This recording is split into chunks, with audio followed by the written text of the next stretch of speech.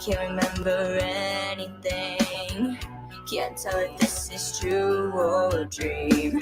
Deep down inside I feel the scream. This terrible silence stops me. Now that the war is through in me, I'm waking up, I cannot see that there's not much left in me. Nothing is real but pain now. Hold my breath as I wish for death. Oh please God, wake me.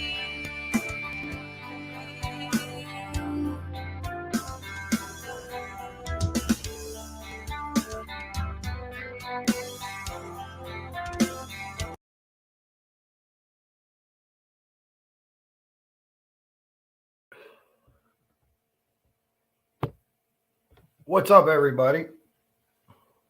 Finishing up my medicine there a little bit before we get started. Safer than Tylenol, my friends. Safer than Tylenol. Dave's here. What's up, Dave? Talking about the Bruins. I'm not a huge hockey fan, but my captain at work is. He listens sometimes. He usually doesn't comment. Yeah, that was huge, huh? They had a incredible, I don't know if it was the best record ever in the NHL regular season with this amount of games or close to it. But B, how are you, honey B? Thomas did not get arrested. Frosty did not get arrested. Not yet. If you follow Thomas, someday I'll have enough people where I'll get moderators and they can drop people's links. But Thomas Frost, call him Frosty, has a lot of great videos. Boots on the ground guy, has helped in searches and stuff like that. Had the police called on him when he was looking at the Flora house. And I don't know what the Indiana laws are. And I don't know what any of the laws are in Flora. Every man for himself, apparently. But I think you could take pictures of anyone's house as long as you're outside and not on the property. I don't know. But someone called it in, and he has a cool video where he actually has the video of him going around the house synced up in time to the dispatch call. And what was odd to me a little bit, if you listen to the dispatch, there was someone did the words on the screen, but to me it sounded like she called, like a woman called, and they didn't give the address. They said the house where the 4 girls died. I'm not saying that that's odd, but you would think those numerics would kind of be burned into your head. Maybe not. Maybe I'm a first responder, and maybe we take more stock in the numbers or not just an intersection, but the exact house number, because you see that, you hear it, it's on reports and everything like that. So that's possible. But anyways, Frosty's not in jail. Frosty's a good guy. Yeah, I told him in the post there that maybe we're going to march this summer on Flora. Maybe we need to do something more than what we're doing here. Doing no damage, stopping no traffic, nothing like that. But maybe we just need to put some pressure on people. Maybe we need to go out there and reach out. I've offered people before. We're actually starting a peer. I'm the president of our union, McKeesport Firefighters Local 10. We're starting a peer support network where we will get the critical incident stress debriefing training so we can talk to our guys and other guys or things like that. So, someone who's been diagnosed with PTSD like myself, I know that could be a dark hole, and weed's one of the things that help really, pull me out of that funk. So that's something that, we're moving forward there, but I'll keep you guys updated. I got my big fundraiser, not my fundraiser, but our union's fundraiser Saturday. We do the Coats for Kids. I have a video up for that. We guesstimate that we've put about 6,000 or 7,000 coats on kids so far in the McKeesport Area School District. It's a program with the IFF, which is our international union, International Association of Firefighters. So those pictures, those are real kids in our district that we've given coats to. And we give coats to everybody. So we don't say, hey, send the poor kids down or send who you think. No, everyone gets a coat. So if mom or dad were going to buy a coat for Christmas, man, at that age, maybe $80, $100. Well, that's $80 or $100 I don't got to spend. And we do it around Christmas time. So buy something else for them for Christmas or, get a bigger turkey or whatever it is you do. The reason we're here tonight is the West Memphis 3.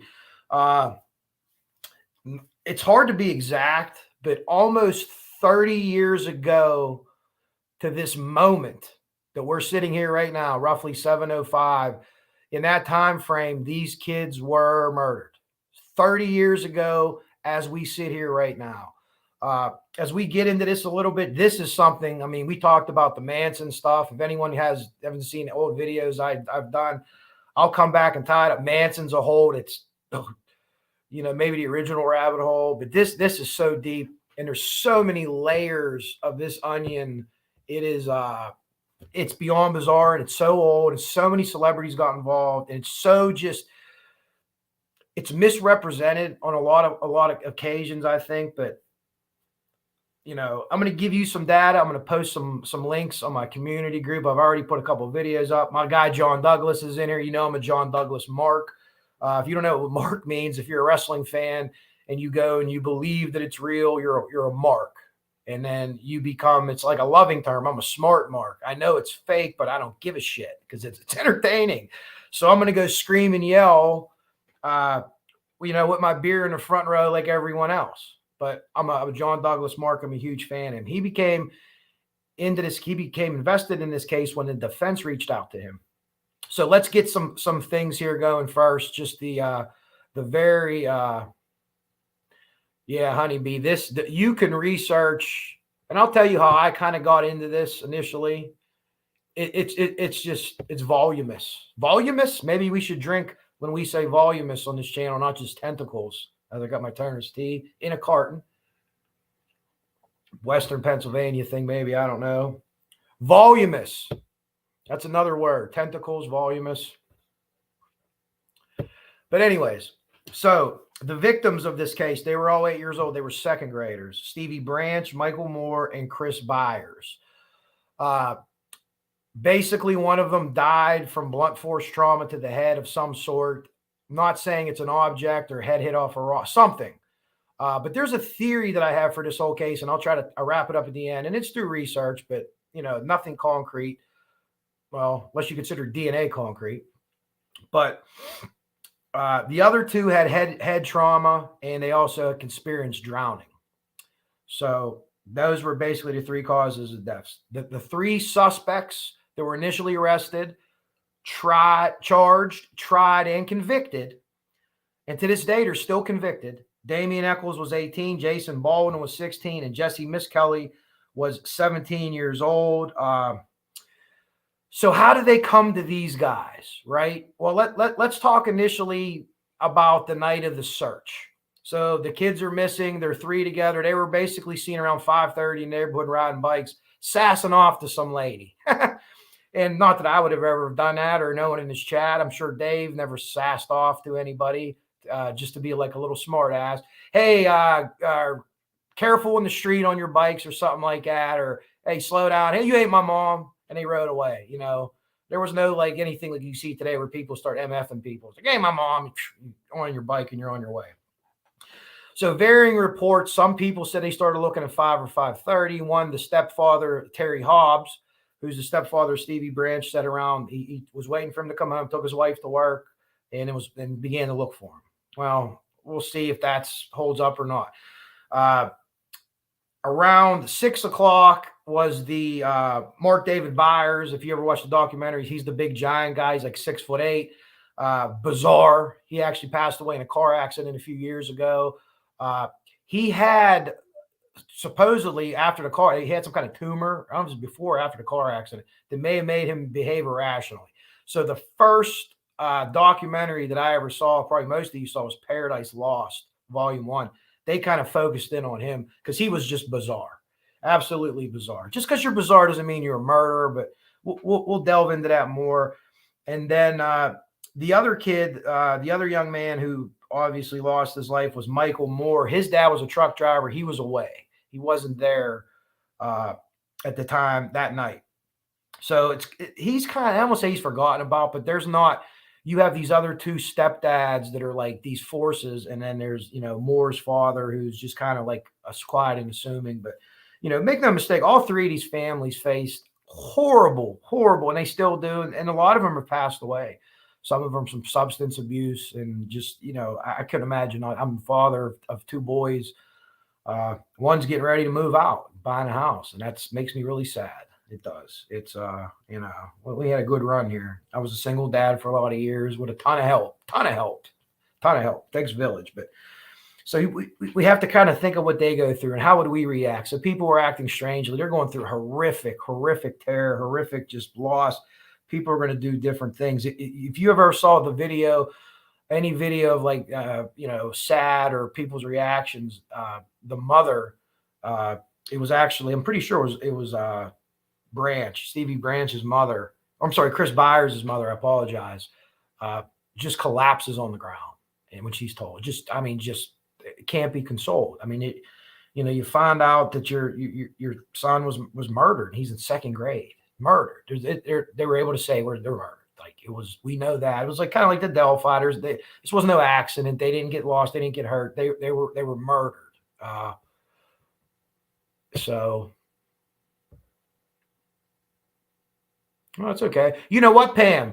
Being the tech wizard that I am, when I do lives, I watch on my TV, I'll go on my phone and turn the volume down, and I can still comment on there. Unless you project your phone to the TV, and it messes up. It makes it real hard to do. But if you can watch it on your TV via like the YouTube app on your TV and just pull up your phone and you can follow through, I do that a lot. I was doing that last night on Ruckus's Live. Honeybee, Arkansas. Yeah. So, they call them flyover states. So Indiana, Arkansas, there's a lot of weird shit. Now, this was 30 years ago, but there's still a lot of resistance to totally let these guys go. But we'll talk a little bit about that, the legalese. That's not my specialty, but it's beyond bizarre, the stuff that happened there. So basically, these guys, the kids, the search begins. Okay. They're looking all around, and the police get notified. If I'm not mistaken, 5:30 or 6 o'clock, police get notified. Back then in the 90s, there was like a crazy law. You had to wait 24 hours, even for kids. Some very bizarre Arcanian law. And Arkansas had another one that we're going to talk about later, too, where their crime techs were basically an arm of the justice system. They were like the law enforcement. They weren't really, you know what I mean? They're supposed to be like independent. And that's like, I don't know if they changed the law or not, but I think it was the last state that still did that. So, of course, they had a reason. They wouldn't really care what the science was. They had a reason. Hey, we work for these guys. We want to, if we can make it look that way, we will. So they're looking for them. They're all around. They go through the woods. Okay. They go through the woods and, right where they were, another Delphi thing. They don't see him. Now it's very dark at night. There's a creek there. And the one gentleman who, interestingly enough, who is really good friends with Terry Hobbs, the stepfather of Stevie Branch, his name is David Jacoby. David Jacoby does a couple interviews. I'll share them on my page. They're Truth and Justice is the name of the page. The guy that interviews them. I don't know if that's that Bob Ruff or not, but whoever it is, he does the 2 interviews. They're each like an hour long. And he talks about Hobbs coming to his house. Hey, my kid's missing, and he's like, well, let's go look for him. And they're a little hesitant. I guess Terry Hobbs is a little hesitant. And there's even people that they both play guitar, and they would come home after work and they would have a beer or whatever, take their boots off and play guitar, which is whatever, dude. That's cool. I don't know how to play a guitar, but that actually sounds pretty cool to do if you could do that every day. And Hobbs was like, let's play a little guitar first. Like, so what? So some bizarre behavior from him exhibited initially, to say, like, maybe he's not worried, like, it's not that late. Because this is probably, I think, in the neighborhood of 6:30 or 7 o'clock.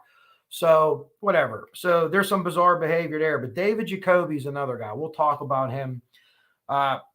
Jacoby gets out. They ride around a little bit. There's 2 different times. They ride around. Jacoby goes back home. And then Jacoby says, I'm going to go, or Hobbs says, I'm going to go home and see if he came home. And if not, I guess I'll get a hold of you or whatever. So Jacoby says an hour or so passes, maybe 2, and Hobbs doesn't come back. So he's like, well, he must have been at home or whatever. No big deal. Probably whooping his butt because he should have been home, but he wasn't too concerned.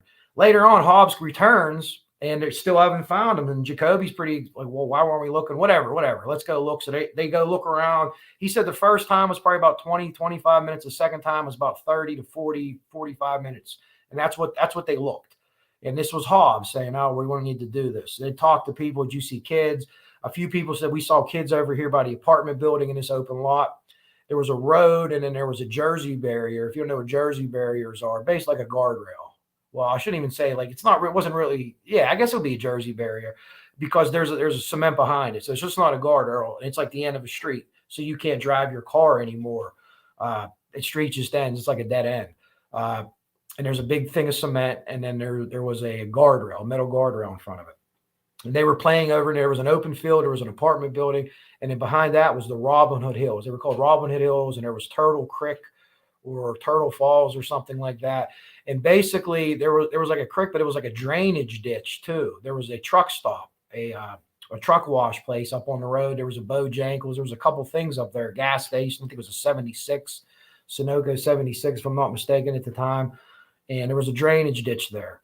So they begin this process of looking, and it's still light out. And Jacoby really talks. I'll share that because it's really good. He shares what he looked at, what he saw. He said he saw tire tracks going across the ground, but no footprints next to it. And he said, in his opinion, I don't know if this guy's like a master hunter or trapper, but in his opinion, those tire tracks weren't deep enough for someone to be riding the bike, but there was no footprints. And he said at that time of year, it was like this, it was May. So everything was still kind of thawing out. Arkansas gets hot and warm, but you still had some cold nights. It was still kind of marshy and mushy. And later on, Damian Eccles says that he liked it out there better in the winter because it wasn't so marshy and mushy. It was actually considered a little bayou. They considered it a bayou that ran all the way out, and it like poured out. Then this drainage ditch poured out in this area at the bottom. So they see this and whatever. He follows the tracks, and then he would see, he goes back and forth, sees footprints, doesn't see footprints, sees bike tracks, says he sees footprints going across this pipe.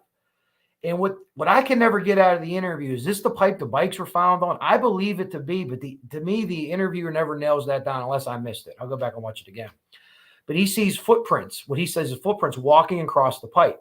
And he's like, well, that can't be the kids because there's no way an 8-year-old kid's going to carry his bike across these pipes. Now, these pipes are like water, like drainage type pipes. So they're probably in circumference, I'd be guessing maybe 24 inches. So that's a really big pipe. That's not one of them big gigantic ones. But if you think of something that's 2 foot around, you're probably in this area here. So yeah, you could probably walk across it, but it's not going to be easy. And he said he couldn't tell from the footprints because they were just big globs of mud because he picked all this mud up. For some reason, he doesn't cross the pipes. There's teenagers behind him. And they said, we're going to cross. He says, no, don't cross. If you fall in that water, it's moving pretty good here. You're going to it's getting dark. Let's go get a flashlight, go to the other side. Kind of search ends there for Jacoby, gets back with Hobbs. There's a cop there. He tells the cop what he saw. He says he sees the cop writing it down. Hobbs is like off to the side smoking a cigarette, says, hey, let's go. So they go home.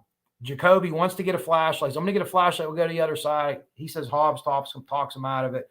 Kind of the end of the search that night. The next morning, the police, everybody gets more involved and a little bit more, I wouldn't call it, I don't know if they called it a grid search or not. They said shoulder to shoulder.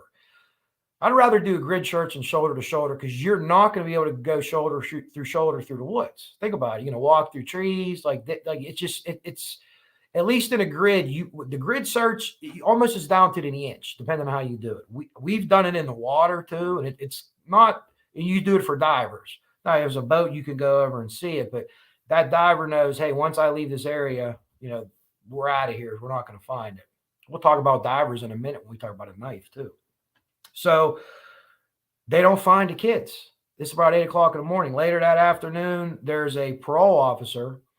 And he gets involved and he's looking around, he hears what's happening. He said he calls his dispatch and they're looking for honeybee. Yeah, one set of footprints is what he said that he saw, but he said he couldn't tell the size of the footprints because it was just like globs of mud.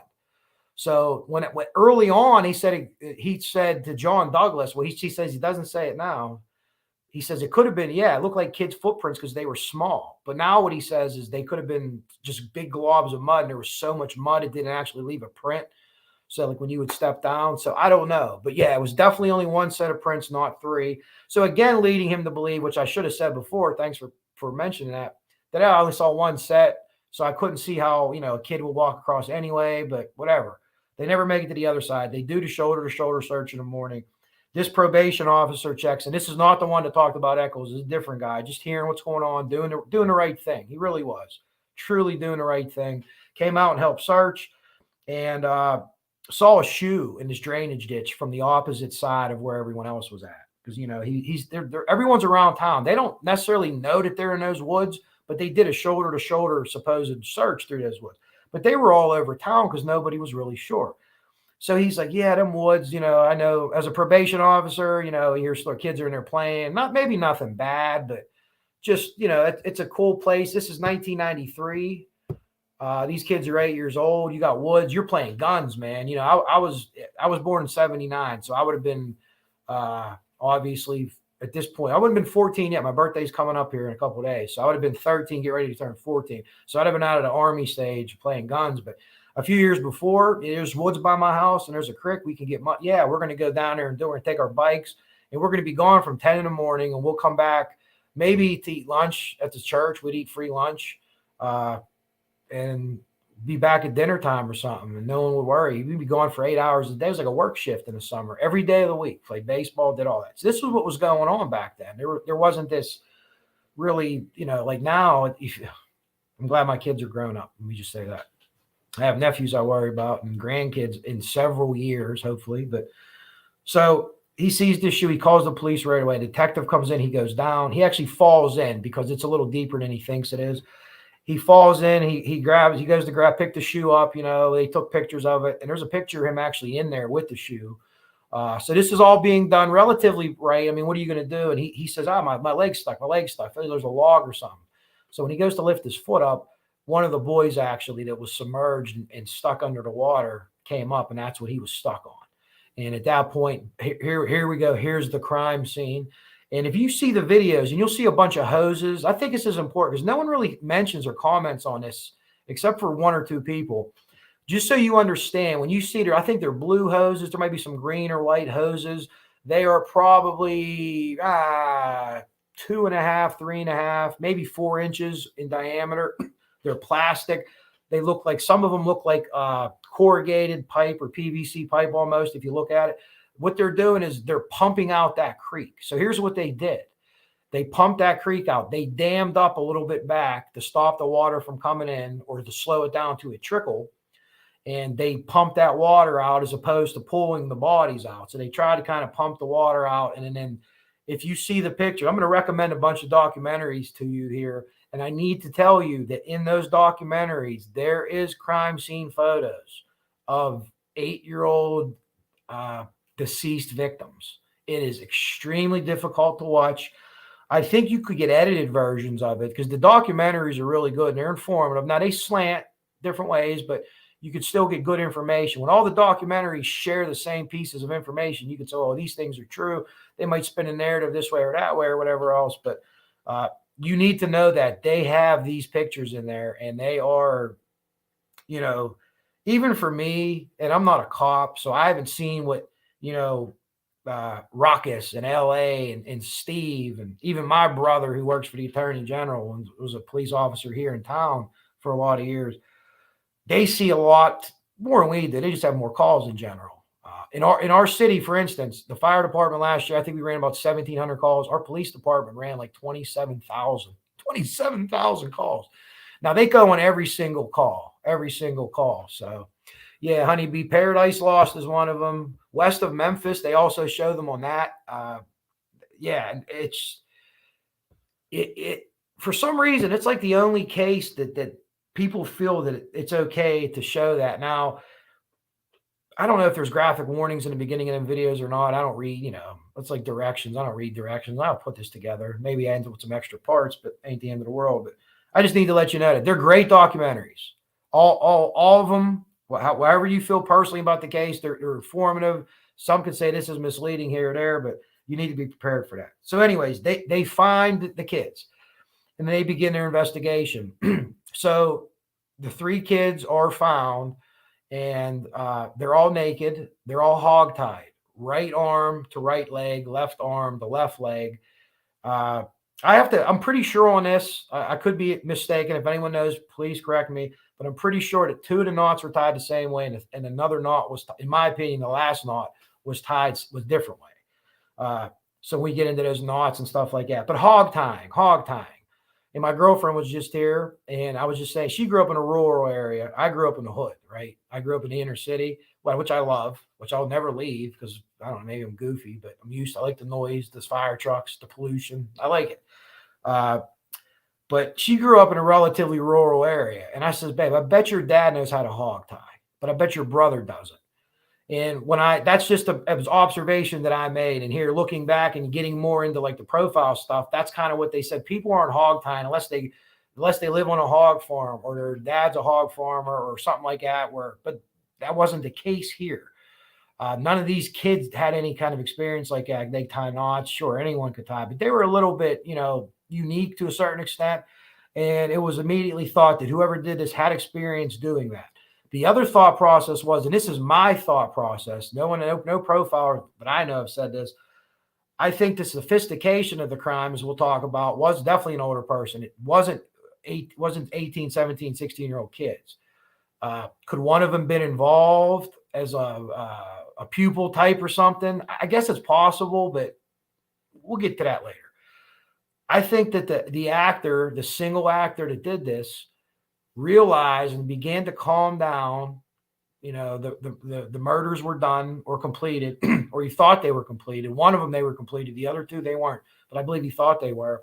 And when he got to the third tying, or not that the murders were completed, but whatever happened initially happened. Okay. So maybe he got mad and maybe he did something to his kid. Kid fell, hit his head, something happened. I got to take out the other two, and it's fit of rage and ties them a certain way. And then when he gets to the third one, who initially was actually killed maybe first, he begins to slow down and says, I'm going to tie a different knot because I'm very skilled in knots, and this will throw off the police. This would be considered staging. Here, he would be staging and tying a different knot. That's just my thought or my opinion. I haven't heard anyone say that. But that's just my thought or my opinion. So what makes the crime scene sophisticated? Well, the kids had sticks shoved into their shirts, into the mud to conceal their bodies. Okay. John Douglas says his best.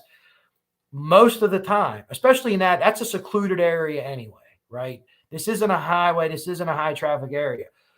Who wants to hide the bodies? If it's a perfect stranger that doesn't know them, that's secluded enough. If it's a young person, they're not going to have the sophistication to hide the bodies in this manner. They may try to throw some branches over them or leaves, and even that level of sophistication could be high. The bank has appeared to be swept. Many cops said that. Many officers said that as they got there. It appeared someone swept the bank, meaning like, maybe with their foot, if they just move stuff around. Remember, DNA was in its infancy. Blood evidence, hair evidence was there. Fiber evidence was around. It's not as good as it is today, but it was there. So that's all sophistication. That's high sophistication levels, right? And my profile on it, I don't even know. I think Douglas was late 20s to early 30s. I would even say hog tying. Now you're back in 1993. I got to think that person could not have been born before 1960. They could not have been older than 30 or younger than 30 years old to know how to hog tie. That's just one thing. But, one opinion I have, and that would fit my guy. Yeah, I love Douglas. He's been wrong a time or two, and he'll admit it. Montreal. You mean the city or the province? I'm not even sure what that is. I don't want to sound stupid because I don't know Canada that well. Some people would say I sound stupid without trying. Okay, I'm good at something, right? Anyways, so the levels that John Douglas agrees. And let me get this here. What Douglas basically says is this is not a lust murder, because initially the condition of the bodies, okay, the boy's genitalia, one of them was basically to a level of castration. Okay, now remember, these three kids were naked in a creek or whatever you want to call it. I call it a creek. You probably like, what the hell is a creek? Or people around here say, what the hell is a creek? Because we call it a crick. Turtle Creek. We're a Turtle Creek. We call it a crick. Oh, see, I'm talking right. I'm losing my dialect. Creek. Okay. Good wrestling town. Obviously hockey town, but good wrestling town too. The Montreal screw job. That's right. It's where Brett screwed Brett. Unless you're a Bret Hart fan and you'll say Vince did. But so there's a level of sophistication. Now the bodies, right? So what happens, and I can tell you this from experience, when you get someone and you have to pull a body out of the river and it's been a couple days, and they're usually fully clothed. The ones that I've encountered are all fully clothed. What they begin to do is the animals in our pool, it's more fish, and we have some big carp and stuff like that. They begin to eat the flesh that's the easiest to eat. Your earlobes, your eyelids, not to sound gross, your lips. So when you take people out, you tell the young guys, if we think we got something, listen, what we do is we pull it to the boat and kind of hold it there, and then we got to get the cops on it right then and there. We're not pulling that out of the water. This isn't fucking Florida, right? We're stopping what we're doing in the middle of a river. I don't care if the Coast Guard's coming down. They're stopping what they're doing, and the police are coming out, and this is the crime. So they're going to take pictures here, and then we're going to slowly move this body in the water and take it out or whatever. But what you'll notice when we tell the young guys, the eyes, it's all going to be gone. So don't, it's gross, and you never get used to it, but luckily I haven't had to do that too many times. It's the people that are still alive that are really worse than that, to be honest with you. But Meow is here. Rodney Dangerfield. You know I'm a Rodney Dangerfield fan, do you, Dave? I don't know if I'm friends with you on Facebook or not, Dave. I just posted some Rodney stuff. Rodney's the best. Meow. Hi, Meow. Meow's here. The Encyclopedia of Flora is what Ruckus called her. I call her the librarian. She is the one with the information, the connections. She has better connections than I do. Believe it or not. But anyway, so yeah. So all these things were gone from the kids. And you figure, again, the time of death's kind of it's disputed, but it's not. They went by their stomach contest, but then they lost that evidence. That later on, we'll talk about that when they had last eaten. So they kind of did it by that. But in a period of time, they proved later on that what they thought was mutilation done by these kids. They cut this one, totally off. They did all this crazy satanic shit. Is what this was the prosecution's case. It was satanic. That was their case, and it worked. But anyways, they were able to prove later that there was these turtles down there. And there's in a documentary, West of Memphis, there's a guy who's brave as hell. He lets this big ass goddamn turtle, this what they call it, croc turtles. There's some guy in the video that's from there that like catches them. He's like, I call them croc turtles, and they bite you and they roll because that's whatever. So he lets this turtle bite his arm. And it's got to hurt like hell. And they're trying to get it off. And he's like, calm down. And he pulls it off. And he pulls his turtle and he has this bite in his arm and it's bleeding. He's like, yeah, I told you. So he lets his turtle bite him in the arm to prove this. Anyways, later on, there's evidence that proves that no. This came from animals. This was post-mortem. And this is what happens. And again, remember, why would those animals go for those parts? Because they're fleshy parts. And in people with clothes on, you have your eyelids, your ears. Those are what exposed. And then there's these marks. They said it was made with this serrated knife. And so if you have a knife, I should have brought a knife with me. But you have a knife and this is the end. Like I'm cutting a piece of bread like this. They weren't cut like that. It said they took the knife with the sharp end and rubbed it against their skin. Well, that's a bizarre thing. Could it happen? Yeah. But what they show you later is what these turtles would do is they would dig their claws into what they would eat. They put chickens down in this creek. And within minutes, these turtles were in them. And they get their would they be talons? Napoleon Dynamite? Or they claws. We'll call them claws. Maybe talons are just for birds. I don't know. Get their claws in the meat and they hold it. And that's how they stabilize the meat. So there was marks on the kid's legs. And that's what that was. So they had this guy that came in. I'll get to his name here because he was a complete and utter fucking moron. This guy was a moron. If you watch the West of Memphis video, there's a guy that's the head chief medical examiner from Miami-Dade County.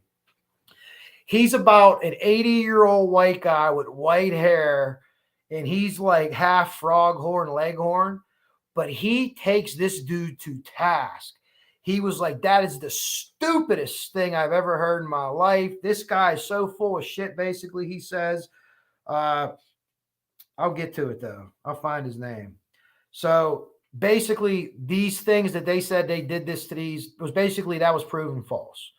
So the kids died from blunt force trauma to the head, and one of them and the other blunt force trauma to the head, blunt force trauma to the head, drowning.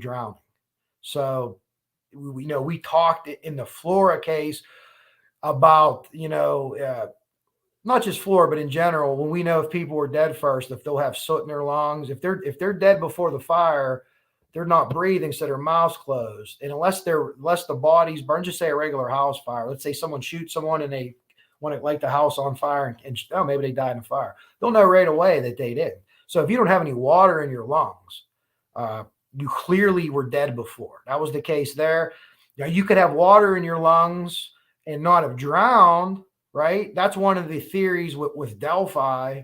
And not to get too crazy with Delphi, but I know me and Micheal share a theory that they never crossed the water. And until somebody, this is my ruckus in me, until law enforcement tells me they crossed the water, why would they never tell us that they crossed the water? Why would law enforcement never, ever say that? Because I got this theory. I'm like, all right, I got to prove it wrong, right? So I look everywhere. They don't say it anywhere. That's a story for another day, though. Damien Echols is, he's very bizarre. He had issues. There's all kind of stories about him, issues with younger children. None of it necessarily substantiated. This guy was a lifelong, I'm on probation for being an idiot. He's admitted, he was just a smart ass, a jack off at the time. He was into boozing. They were smoking weed, but I think they were probably, I don't know if they were at that point, 16, 17, 18. I'm not from rural Arkansas, but that's around the time when, at that time in my age, when kids would start getting into maybe cocaine or take some acid or something like that. But usually up until like 16 or 17-ish, it was weed or booze. Everyone drank when I went to school. The jocks, the nerds, the gangsters, the girls, everyone. Every weekend, everyone got fucking hammered. And then probably like half the school smoked weed. Now what I saw my kids graduating is every weekend, you might have like 25% drink and like 80 or 90% smoke. So everybody smokes weed now and less drink. But I think it's a good idea. To me, I'm okay with that. Don't be doing it in a car. Stay in a house. Stay at your buddies, right? Don't fucking drink and drive, because believe me, that I could tell you from experience. Echols is weird and beyond bizarre. But what he doesn't have in his background, and John Douglas talks about in the profile, he doesn't have the violent outrage. He's weird. He's suspicious. How did they come up with these suspects to begin with? Damien Echols, parole officer or probation officer. So the police, they see these cuts and this was a mutilation. You need to understand this is 1993, satanic panic. If you weren't around for that, you don't remember. I remember being a kid, I was 8 or 9 when Geraldo had that show, and these kids were drawing these satanic pictures. And Geraldo's like, all right, parents, get your kids away from the TV. I'm going to give you 30 seconds, whatever. These things we're going to show you don't want your kids to see. You don't want your kids to see. So what did we do as kids? We goddamn flocked to the TV. Okay, you used to have to read in newspaper when stuff was coming on, and dudes would know, like, hey, that Geraldo satanic rerun's coming on at 1:30 in the morning on a Tuesday night. So everybody would stay up and watch it, to watch these pictures that these kids drew. Later on, John Douglas says, and they asked him of cases, how many murder cases have you seen that were actually satanic panic that came into your lap? He said none. None. There's cults and there's people that worship Satan.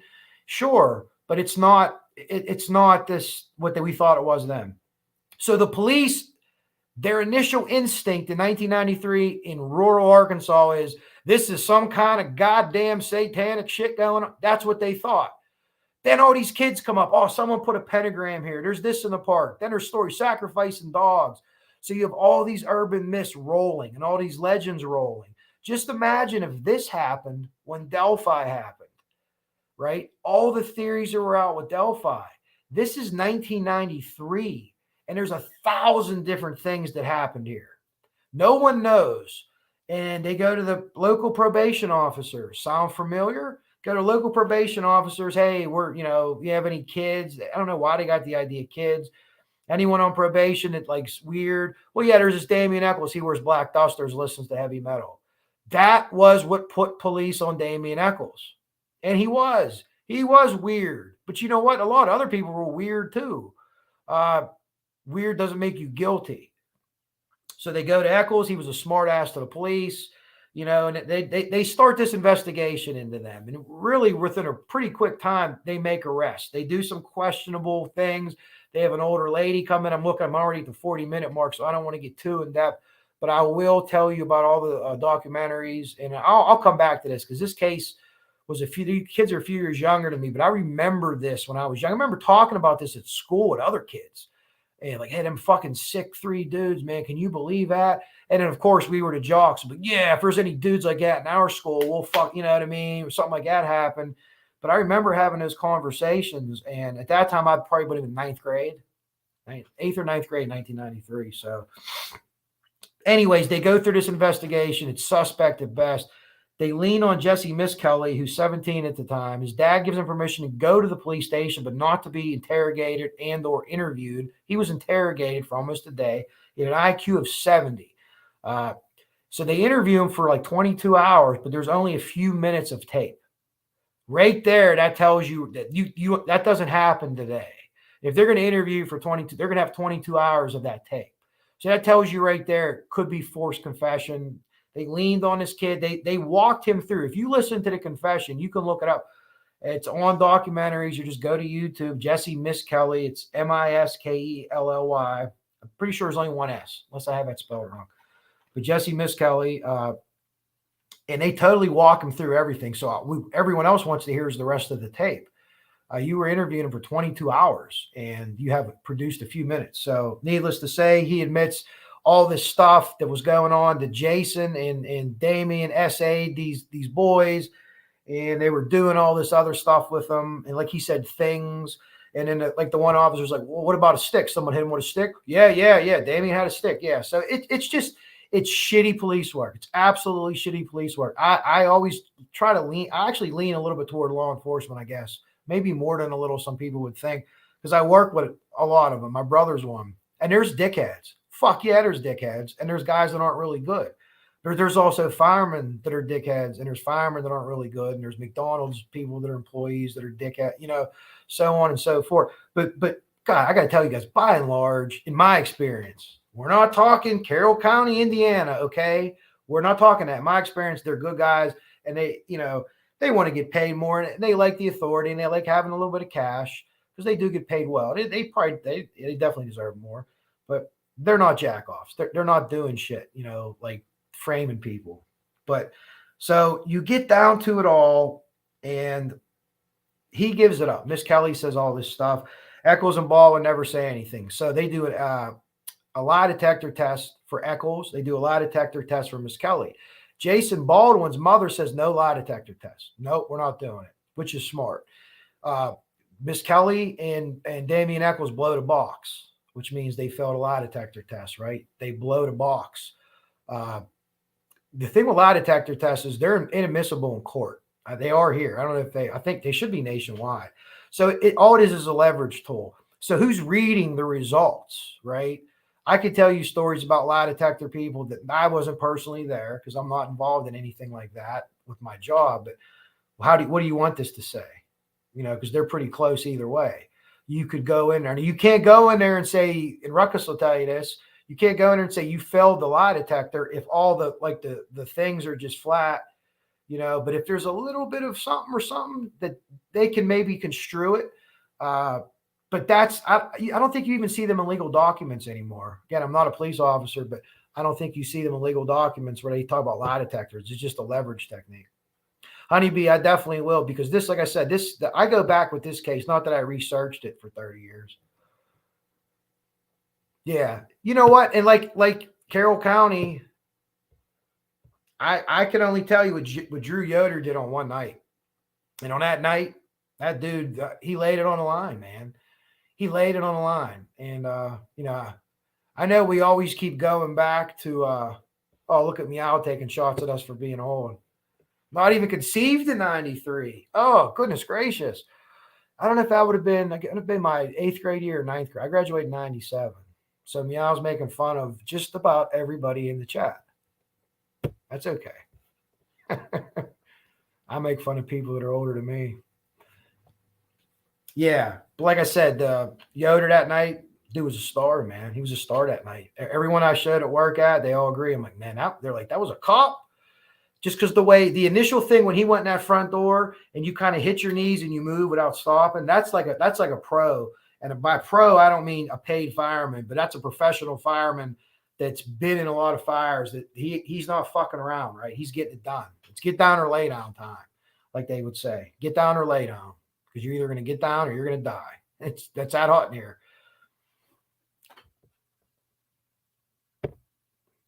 Everyone's giving their ages away now. Honeybee, I'm surprised at that. You don't have a picture or anything, but like you just, I don't know, your words, maybe not a good profile, or your words, you talk young or hip. You're hip. Dave was still old back in 93. What's that make you now? Anyway, so they're charged. They begin to go to trial. There's all kind of evidence, and Miss Kelly has like all these witnesses that come in and say he's at some fucking wrestling event, and where you had to register. We're not where they're watching wrestling, and they might have watched a match or two. They actually go in the ring and they wrestle each other. He wanted to be a professional wrestler, but they just ignore this. Like the jury ignores this evidence. So Miss Kelly makes his confession. It's leaked out the next day. The newspaper has his confession. So he's convicted by everybody in the town. They didn't try to move, the moving and the things you see like in Delphi. I'm not exactly sure what happened there, but these jurors had these kids convicted. So even the attorneys would say, like, look, we're giving them all these alibis for Miss Kelly. And there's just no, like, they don't give a fuck. Like, they just think, oh, it's Satanism. And the goddamn prosecution is talking about drinking blood, transfer this. Like, are you fucking kidding me? Satanism. The Bible. Like, I have no problem with the Bible. I have no problem with anyone that follows the Bible, the Quran, or any other religion. None of it. I'm totally fine with it. It has no place in a court of law. None. Right? That's the same thing. Like, well, look at this guy. He looks like a nice guy. Oh, he couldn't have done it. Well, you know what? He does look, I like his shirt. Yeah, I don't think he did it. It's ludicrous. You have to follow the evidence. They had no physical evidence. They had a knife. So Jason Baldwin, there's this big lake behind his house. You can look at pictures of it, and you'll see there's like an L in trailer shaped, around this side, and then the lake goes this way, and there's trailers. They're the back of the trailer. He lived in a trailer park. So the diver finds a knife, this serrated knife. Now, initially, there was a snitch that came forward and said that his mom threw a knife out the window, or threw a knife out, I don't know, out of the trailer, but threw it in the lake. The witness told the prosecutor this. This knife was thrown a year before the murders happened. He never brings her to court, and that's why he doesn't bring her to court. Later, when he has the diver go in, he says he has a hunch. So there's this giant lake. He tells him what the knife looks like. He says, listen, you're going to find it in this area. The diver goes and he fucking finds it in a half an hour. I've been on searches. I've been on searches for cars that went off of the dock when they were launching their boat and into the river and gone maybe 30 or 40 feet. And we've been there for an hour and a half just to find the car, because it drifts and it's moving. Like, it's literally, till it totally settles. They find this knife, needle in a haystack, in 30 minutes. Honeybee's an old hippie. Dave, definitely not an atheist, but I'm not into any organized religion. I try to be more spiritual, more centered. But I think there's something after we die. Maybe different than what other people think. Yeah, Honeybee, you see that a lot in the Bible Belt. And again, that time, you remember that time in America, the Satanic Panic. And this, to be honest with you, this case might have had more to do to actually overturn that basically myth of satanic panic. And then the statistics began coming out. Well, this wasn't actually a satanic thing, because there'd be shit. I remember watching like an Unsolved Mysteries, and people were like chanting and shit. Ruckus is here. What's up, Ruckus? The other day, I forget, I don't even remember what chat I was watching, but Ruckus and Sleuth were in there, and Ruckus said something, I don't know, maybe a little of offensive or something. And the girls started laughing. I forget who else was in it. I can't remember what it was. And then Sleuth just deadpan and said, his name's Ruckus. Like they were like, whoa, you said this. Well, his name's Ruckus. So that's Ruck. That's our guy. But anyway, so you're moving forward. They find this knife again, pull it out of their ass, right? Oh, here's the knife. And that's when they said this serrated knife, and they didn't cut like you would cut. They just ran it across them. Later confirmed in 2007 to be turtle marks, these turtle bites. Well, they got Warner Spitz involved. Ruckus probably knows who he is. I'm sure this True Crime Steve does. Big forensic examiner up there with almost with Cyril Wecht. True Cyril Wecht story. My grandpa was good friends with Cyril Wecht. My grandpa's dead. Cyril Wecht's still alive. My grandpa was the magistrate for the city of McKeesport for years, and then he was forced to retire because of his age. And what they would do is they would take all the senior district magistrates, if they wanted to, and they could go downtown and work what they was called night court. And you would arraign people from 12 to 8 a.m. or whatever, 12 to 8, I think it was 12 to 8, and he got like an hour for lunch. And it was all the senior justices, and it was worked out with their pension, but they could only work 5 days a month. So they would work like Monday through Friday, midnight shift. He fucking retired in his 70s, midnight. All these guys were, and they loved it. And they would get the people they'd bring in overnight. They'd get some bad dudes. And yeah, but my grandpa, that's how we got to know Cyril Wecht.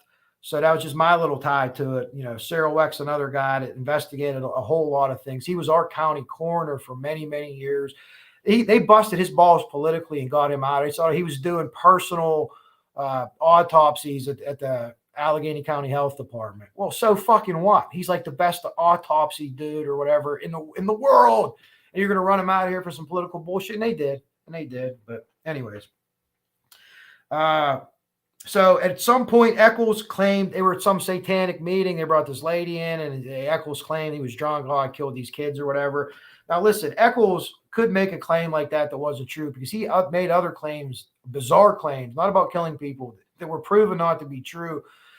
And he almost wanted to view himself as like a devil figure. Like he was like, he psychologically, he was so outcast that he lived in a fantasy world. And I don't want to go down like the serial fantasy murder path. Maybe he would have got to that point. I'm not saying that's impossible, but he wanted this like Lord of Darkness thing. He embraced it. That's all he had. Oh, it's the goofy kid that listens to the heavy metal and has all the black stuff on, graveyard guy or whatever. Well, he embraced that because that's all he had.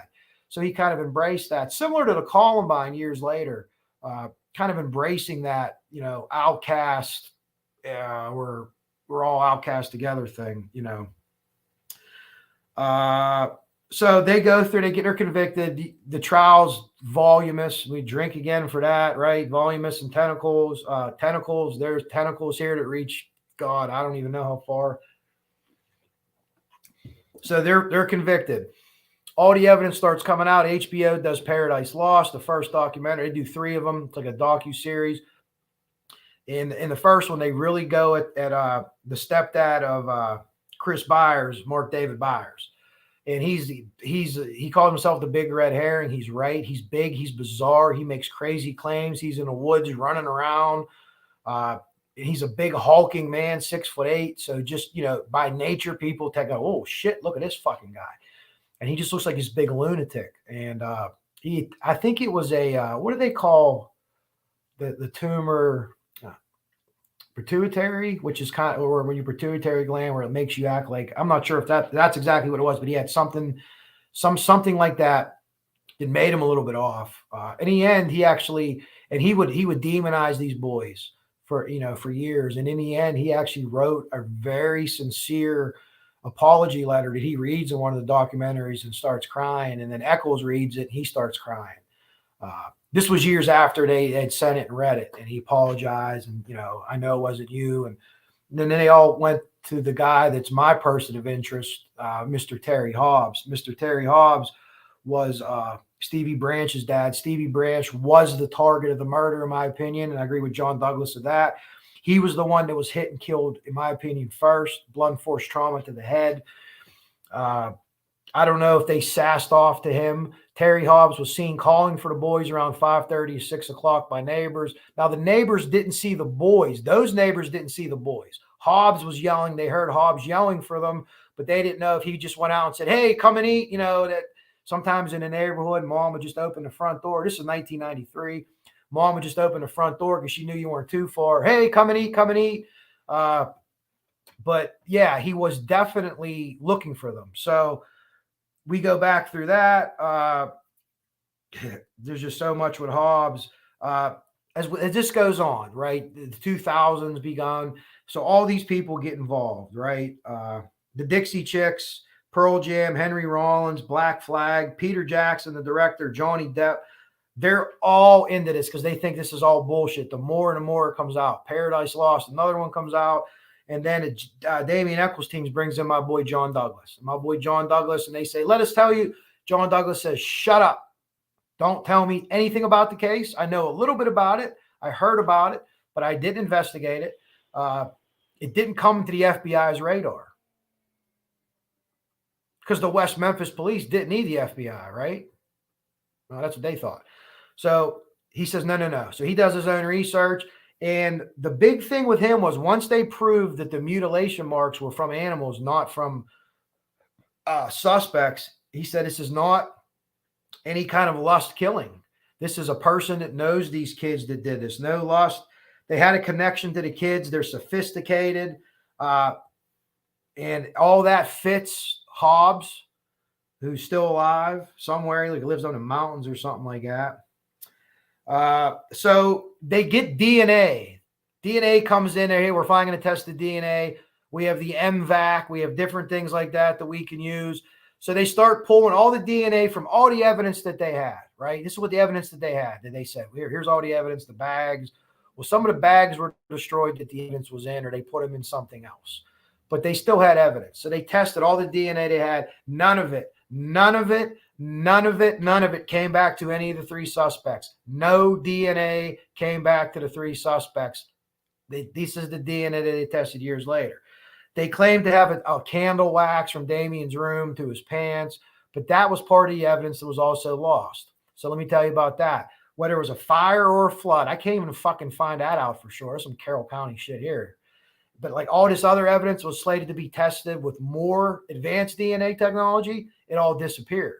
It's all gone. It was a fire or misplaced. They don't know what happened to it. I can't get a straight answer actually what happened to it, but it ain't there no more. So needless to say, there's things that don't add up. What was interesting is what they did find inside of one of the knots. Inside of the knot. The only way for this hair to get inside the knot is in my opinion, is the person who tied the knot to get it in. This isn't on top of the knot. This was a shoestring. And it'll say, oh, the shoestring could be. That's right. They used the kids' shoestrings. Okay. They didn't bring a rope, so it wasn't a planned attack, but they used shoestrings. Now, would a young kid think of that, or a more advanced person in age think of that? And Douglas agrees that's an advanced person in age. They're going to think of shoestrings. You could be standing there 17. Oh, what the hell can we tie them up with? These kids could have belts and shoestrings on, and these kids might not think of that. A much more cold, calculated customer with a history of violence that fits a particular profile, which I'm big on. They're not always right, but anyways, it's inside the knot. It's inside the knot. And it's inside the last knot, in my opinion, the one that's tied different. And that hair, that DNA match comes back to one person, not Damien Eccles, not Jason Baldwin, and not Jesse Miss Kelly. It comes back to Terry Hobbs, Stevie Branch's stepdad. There's people that'll say, oh, it was transferred DNA, he's in the house. It's inside the knot. Okay, unless someone could explain to me And I've heard many people, experts, that I agree with it on certain things on this case, mostly everything actually on some of the experts. It's inside the knot. So hairy ass knuckles, right? Another thing for me, let's talk the reading of body language. We're coming up on an hour. I'm having a good time now. I will go to my computer's ready to die. In the courtroom, there's a video when they're very graphic in the court, and you have to be in the courtroom, and it's horrible. And some of it audio you can hear. You can't see the pictures, but you hear what they're saying, and it's bad enough. You don't need to. I muted it. So I knew when he was saying what he was saying, and I was reading the reaction of Stevie Branch's biological mom, and she's like withering, like a flower withering. It's so sad to see. Her husband at the time is Terry Hobbs. He has his arm around her, but rather than lean into her to close that gap, okay, when you see these people on TV, the parents that killed kids, there'll be a gap, right? When they're on TV, if something's wrong, if their heads are together, it's like a body language thing. Usually they're actually, sobbing or actually mourning. He got his arm around her and he's looking around the courtroom. His eyes are moving a mile a minute. That's fight or flight. That's a primal response. And that fight or flight response is doing two things. It's surveying the room for two things. Is anyone looking at me? Do they know I did it? And he's looking for ways out. His body is primally, he's looking for ways out. He's looking for windows and doors. Again, the behavior panel, guys. If you ever want to go check out the behavior panel, they're awesome. They're Army interrogators. Some of them active, some former. One guy works with like the G20. They're not a paid advertiser on my channel. Maybe they should be. But these are the things that I pick up from him. So there's just so much to him. There's been recordings of him the people have made. He's not said anything actually incriminating, but like you put it all together and you can't just not look at him. And I know people say there's no way it's bullshit. It's bullshit. Well, I've looked at both sides, and I'm not saying maybe he was alone. I thought at first that maybe Eccles and Hobbs somehow got together, and it was like a mentor, a pupil mentor type. But I don't know. I certainly don't know more than John Douglas. He thinks it was one killer that knew them, that lived in that subdivision of homes. That was, he knew this before anything. Hobbs wasn't really a suspect at the very beginning. They were all focused on the other stepdad, the big goofy guy at the time. He passed away in a car accident. So Frank Peretti is the name of the assistant medical examiner who at the time of the case was not board certified. He had failed the test twice.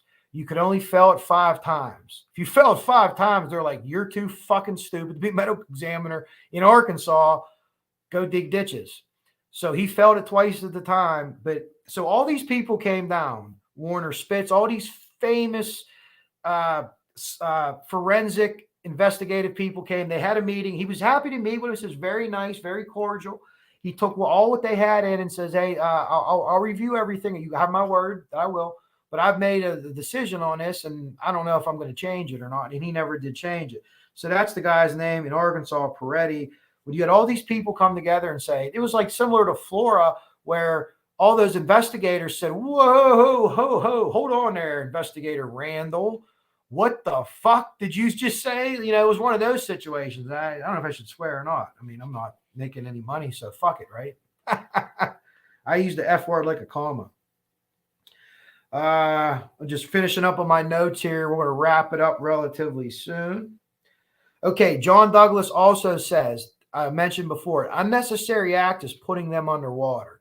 So here's something that medically looks like it's what happened. He thought he hit him with whatever. Was it a stick? They had sticks in court and claimed the boys hit him with sticks. So if he hit him with a big stick or something like that, let's say he got mad at his son first, his stepson hit him. Wow, he's down. Oh shit, they got to kill the other two. And in his fit of rage, in his mind, it made sense. And he thought he'd killed the other two, but he put them underwater to conceal them. Okay, knowing the area, knowing that someone's going to look there, or else you're not going to conceal them. You're going to be a more mature person to do that, to use those sticks. And what he did was put the shirt down, and he had the clothes, put the shirt down, and he would twist it. So it would like twist around and then shove it down. So everything was kind of like pushed down so you couldn't see it. If you're not from there, You're not going to know that. There was the guy at Bojangles, right? Okay. There was a guy who was bloody in the bathroom. They said he was a black guy, I think in his 30s. He seemed mentally disabled, or just not mentally disabled, mentally disoriented, whether it be drugs or something. He was bloody. He left blood on the walls. The police went to the Bojangles that night. They didn't know the boys were dead yet. Went to the, oh, I'm sorry. Yeah, it was the next day they went. They didn't go in the fucking bathroom. No, the first night. Let me take that back. The first night of the call, the boys were missing, but they didn't know at the Bojangles what was going on. They said, hey, some guy came in there. He was bloody. The cops came. He was gone. Well, he didn't cause a fuss. He just seemed odd. Okay, they left. The next day, the manager called the police back. He was smart enough to say, hey, look, there's blood on the wall. So the police came and they took scrapings of the blood off the wall, and they fucking lost it. They actually named the detective that lost it. He said it in court. He lost it. There was a hair found on a sheet that one of the boys were like semi wrapped in. It was like a sheet, somehow some type of sheet that they were wrapped in to help, when he put the stick in around the sheet. Don't know where that came from, but they said there was a hair of a black male there on that sheet. What I would say to that is, oh, here we go. KZ. I don't think he did, KZ. I'll admit you, it's a goddamn crazy coincidence that some goofy guy came in bloody, but he also had a cast on his arm, like one of those blue casts that you kind of strap on. So he could have had something wrong. But here's the thing. The killer, in my opinion, did not take that sheet to the scene. That sheet was already there. So that sheet could have been there for however period of time, and anybody could have came there and got it. He used the sticks. He used many things that a mature adult would use that are a convenience for an unplanned kill. So you're telling me he's going to bring a sheet? The Bojangles guy is going to bring a sheet with him. He walked. He wasn't in a vehicle. They don't know what happened to him, where he went. Maybe he got picked up, but yeah. So I agree with you, KZ.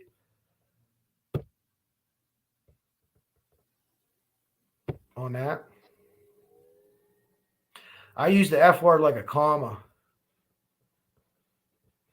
When people ask me what we do at work in between calls, I say we drink coffee and swear and laugh. But anyways, we're coming up here. I'm going to get out of here in a couple of minutes, but there's just so much more. But I did want to mention that Bojangles guy, but that's my theory on that, why that worked. But I lean with John Douglas on this. I really do. A single person, although Eccles is odd. There's something wrong there. I don't know. I don't, there's no DNA from him at the crime. So, and there's other people. You should listen to the other side too. I'll post a couple of those. I can't remember their names. I don't have any. I don't want to say that I don't want to give you the other side, because I want to give you the other side. But there's people that say the Terry Hobbs shit, that they say that's all bullshit. And they present some evidence, but I think the other evidence to me is stronger. We talked about David Jacoby. For a while, David Jacoby was considered a suspect with Hobbs. John Douglas and those guys actually got with Jacoby, wired him up, and tried to get Hobbs to talk. Jacoby kind of went undercover, and he could never get Hobbs to say anything. But Jacoby was like, we got to talk to him. The fucking FBI's him out. And Hobbs was like, fuck him, don't say nothing. Fuck him, don't say nothing. And he's like, Terry, this was your kid. Why wouldn't you want? And Hobbs would just say, fuck him, don't say nothing. Could be a hatred or disdain for the police. Ron Logan style, possibly. But this is your kid, right? This is your kid.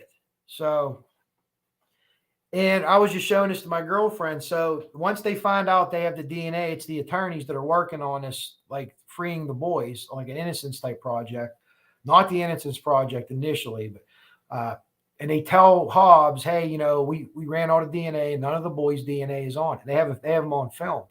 And he says, well, we did find a hair. And Hobbs says, well, whose hair did you find? He said, we found yours, Terry. And he sat there just like I'm sitting here like, no, you didn't. No, you didn't. Guilty. Not every time guilty, but if that was my stepson and they said they found my hair inside that knot, I would be jumping and screaming and MFing, you fucking piece of shit. I might go after that cop, even though I know it's wrong. And there's a good chance that cop might kick my ass. Maybe he would, maybe he wouldn't. But I'd be so outraged and so furious that I'm in it. I know I'm innocent. It wouldn't be a show. But to me, that's just like, it's cold calculated. Cold calculated that you just killed 3 little boys and you have the wherewithal to find a sheet, to get sticks, to do that type of stuff.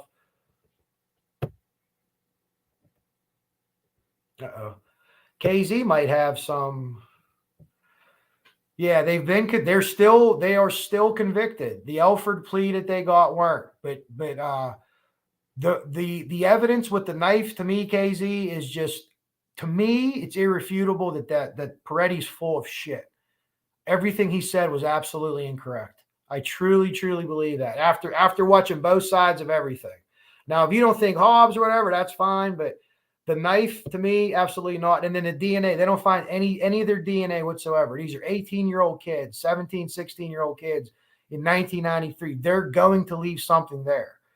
So Hobbs or whoever did the murders did a good job, except for that hair. And it said they swept the bank. And profile-wise, I know it's not always 100%, but to me, it's someone that's at least almost as double Damien's age, you know. But that's my opinion.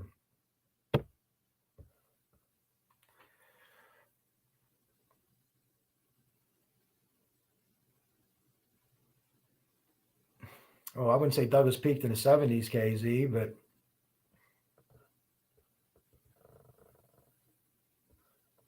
well, if you dig deep into the profile, it's violent crimes. And what you're looking for is violent crimes.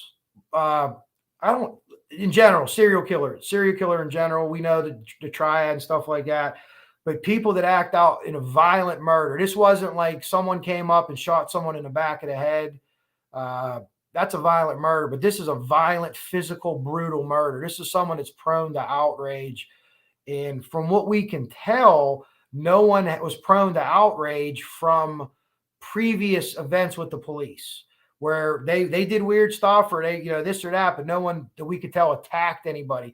Jesse Kelly was in fights, but all accounts, it was, fights. He wasn't like bully. He actually didn't think he was bullied because he was not very smart. He would fight. Jason Baldwin, great student, would never fight. Damien probably would fight anybody. I mean, I'm not saying he was a good fighter, but he was definitely a strange character for sure. Yeah, one of Douglas misses, like I was talking before, and he admits it, it's probably his biggest miss. Yeah, the profiling's like it's and again, they don't want to know anything about the case. They want to do all their own investigation. Just send me the information, send me the pictures, and you could tell things right away. And what they're not going to take you to a suspect necessarily, but they're going to say your suspect is going to fit these parameters. So if you have 5 people that you're looking at and 2 of them fit these parameters, we would recommend that you focus most of your efforts on these 2 parameters. And then they'll say, if you arrest these people, this is how we think you should question them before they even know who they are based on what they did. They could say, hey, this is who we arrested. Here's his record. And then they could tailor that. John Douglas also worked on, of course, the Atlanta child killings, which is another one that I'd like to cover because he only went to jail for a couple. He clearly didn't kill everybody. But one of the things he said about Wayne Williams down there was, and this is, so this was not in the 70s. This would have been that trial, 88, mid 80s, Atlanta child killings. Well, whatever. I'm not sure. Maybe 85 to 88. But he said that Wayne Williams would fake an illness in a week for sympathy. So they sent John Douglas. He's in a courtroom. He's helping them ask questions, ask him this, ask him that. He made him flip out on a stand and everything like that. And then he said in a week he's going to feign an illness. So nothing's going on. So Douglas goes back home. This is before the days of the internet and stuff. He gets off the plane and he's in the airport and he has some call or something that he takes. And they're like, get back on the plane. Wayne Williams just went to the hospital feigning a heart attack or whatever it is that he had. So he kind of called that too. His big miss was on Green River. When Green River, Gary Ridgway wrote a letter to the newspaper, Douglas said it wasn't him, and it actually was him. It was Gary Ridgway. But they're not always right. And again, they're not supposed to necessarily tell you who the murderer is. They're going to help you narrow it down. But let's see. We talked about that one. But KZ, I certainly respect your opinion. He's not perfect. And I'll take criticism of Douglas. He's one of the people I look up to. But that's like saying, I was a big Kobe Bryant fan, of course Kobe passed away, but You can't really say anything bad about Kobe's basketball. Shaq. I was a Shaq fan too. Shaq was a terrible foul shooter. Well, I love Shaq, but he sucked from the foul line. I'll give it to you. Anyways, the end of my notes. So the last thing I want to cover, Natalie Maines from the Dixie Chics, right? I talked about the deposition and what he did. So he sues them for, I don't know what it was, whatever. It was like $1 million or something. And the Dixie Chics, they wanted this to happen.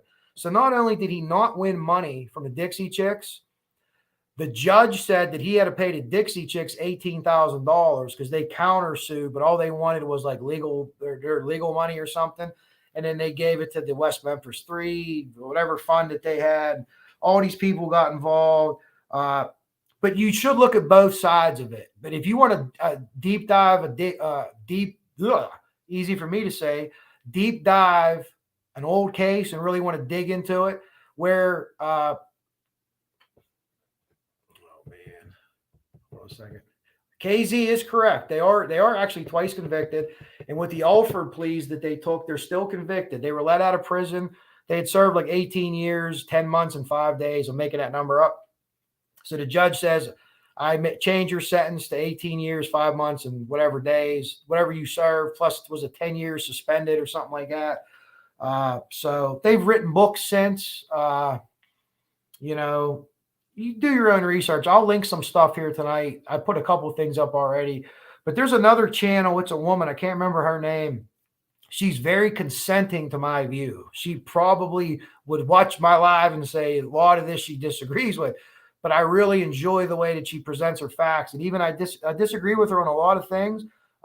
It's a good listen and it's a good subscribe. And she's had a lot of different people. She goes against Bob Ruff. Bob Ruff's one of the guys that interview people. But I want to share with you. I'm going to share with you the other interview with his buddy Jacoby. I want to put that on there too. And you tell me what you guys think about it. But without further ado, we can have 1 or 2 more episodes of this, and again, the anniversary of their deaths, corner wise. I'm not sure if it's actually today or tomorrow. They were found 30 years to the day tomorrow, but the time of death window is where we sit right now, 30 years later. His kids would be 38 years old.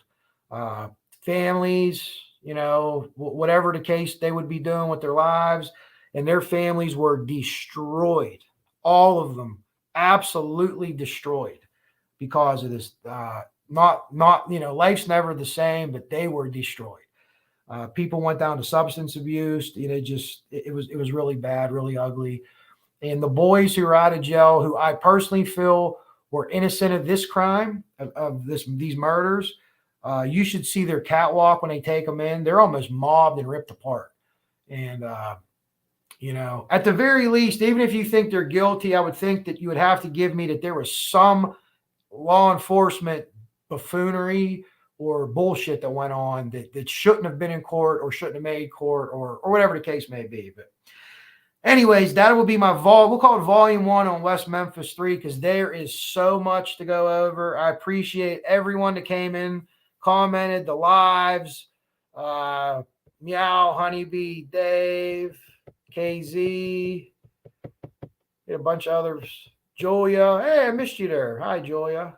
Sorry. Maybe I got to bring my girlfriend in like Mrs. Steve. Ruckus was in and out. Jill, I think I said hi. I said hi to you, Jill. Anyways, thank you, everybody. If you have any other comments or anything you want to see, thank you, Ruckus. Thank you. Yeah, Paradise Lost. West of Memphis is the one that John Douglas is in, and I got like a man crush on John Douglas, right? He's my man. But do your own research on it. And listen, it's a good one for you to do research. Like I tell you guys, that's why I want to tell you everything I can tell you about Florida, about how fire departments work, because 100 other people go watch that with that little bit of information. Maybe they see something I don't. Ruckus saw the horrible girls being brought out. I was so focused on the fire. So just because I'm focused on this thing, if you get information, I'll give you some tools. You dig up other shit and come back and say, oh, check this out. Hey, Coach Kev, look at this. I'm like, holy shit, where'd you find that? And that's exciting, stuff like that. So hopefully I inspired you to do some research on this too, or do lives. Justice, some people feel justice has been served. These guys did time. Some people feel they needed to do more time, put to death. Some people feel they never should have been in jail, like me, my personal opinion. But I'm up to debate. I'm up to new information. If I don't know if KZ has my email, Kevlar148hotmail.com. If you got anything you want to send, always respectful. You don't have to agree with me all the time. I appreciate everyone's input. But thank you, everybody. My big event Saturday. If I remember, we do some drinking there. We raise a lot of money, but we do some drinking there. Maybe I'll have an opportunity I'll go live real quick for a couple of minutes and show you all the handsome and the ugly guys in our fire department. We have both. But thanks, everybody. I appreciate you listening, and hopefully I, made your noodle clink and clank a little bit here, and you'll go ahead and look up some more stuff. I have a couple things on my community page. I'll put more up. And with that, I'm going to go see what was on YouTube tonight. Anyone got good lives? And if not, watch some baseball. So, tentacles to everybody. Tentacles. And Coach Kev.